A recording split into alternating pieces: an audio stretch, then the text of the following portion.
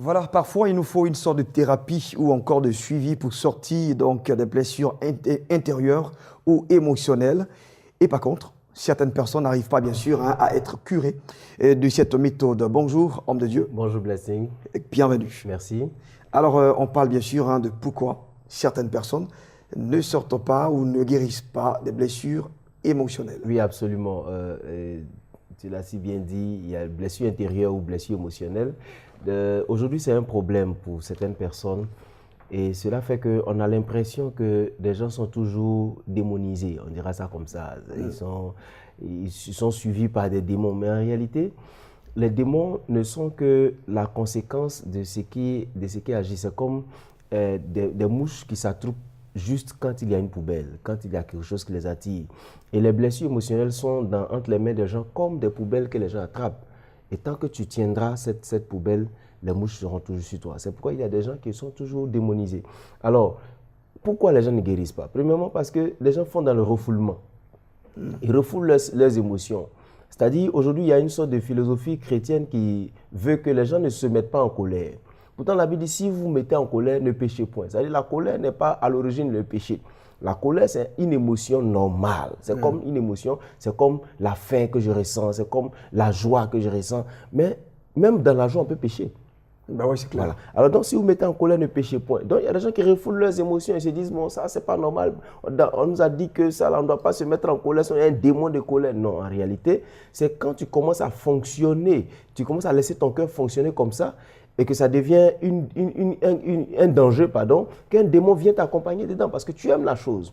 Alors, donc, quand quelqu'un refoule ses sentiments à chaque moment, forcément, il a des problèmes. Il ne peut pas guérir parce que tant que tu ne reconnais pas que tu as une plaie dans ton cœur, tu ne peux pas guérir. C'est pourquoi, dans 1 roi, chapitre 8, verset 38, quand le roi priait, le roi Salomon, il disait, si quelqu'un vient dans cette maison et qu'il reconnaisse la plaie de son cœur, il faut qu'on reconnaisse, il ne faut pas qu'on refoule. Ensuite, le deuxième point, c'est accepter la nature humaine. Blessing, il faut que les gens comprennent que l'homme est ce qu'il est. La Bible même dit que, Genèse chapitre 8, verset 21, le Seigneur a reconnu que l'homme, le cœur de l'homme, dès sa jeunesse, l'homme est comme ça. On n'apprend pas les mauvaises choses à l'homme. On apprend que les bonnes choses. Non, ne sois pas égoïste. Non, ne sois pas méchant. Non, ne sois pas... Parce que la méchanceté est dans l'homme. C'est la nature de l'homme. Mais aujourd'hui, les gens veulent que l'homme fonctionne par rapport à leur mentalité, à leur conception. Non, l'homme ne va pas fonctionner comme ça. Il a dit souvent aux gens, tu finis de donner ta langue à quelqu'un qui n'en avait pas. Quand il finit de guérir, il te dira, tu n'es pas obligé de me la donner. Ouais. Tout simplement. Parce que l'homme a une nature pécheresse. Donc, malheureusement, les gens continuent d'être frustrés et choqués parce qu'ils veulent que l'homme fonctionne d'une certaine façon. Oui, il faut une marque de reconnaissance quand il pose, par exemple, un acte. Oui, mais l'homme, en réalité, n'est pas reconnaissant. Oui, c'est ce que je dis, en fait. Voilà. Je suis d'accord avec vous. Voilà. Donc, je veux dire, regardez un peu dans le jardin d'Éden. Quand Dieu est venu demander à Adam, qu'est-ce qui s'est passé? Il dit, c'est la femme. La femme dit, c'est le serpent. Parce que l'homme ne veut pas reconnaître qu'il est en faute.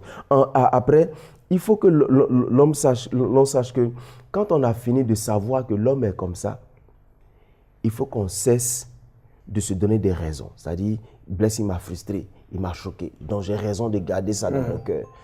Non, je n'ai pas raison de garder ça dans mon cœur parce que malheureusement, c'est un problème. Ce serait un problème pour moi.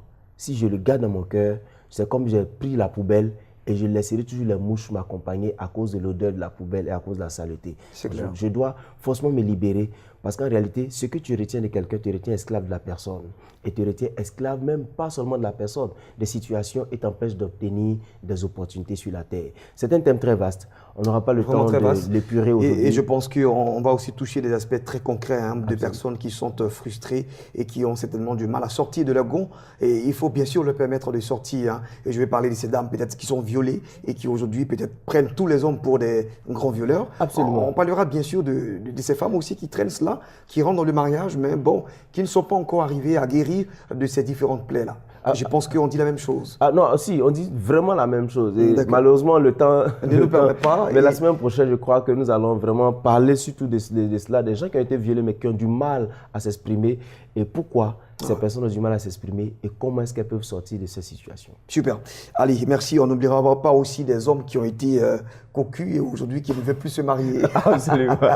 Allez, merci bien, révérend pasteur Victor Kwasi. Et c'est avec cette note d'humour, on va bien sûr installer ici espace annonce. Nous allons commencer par pasteur et ancien de la Miega, respectivement, donc Michel Zogbandé et Modem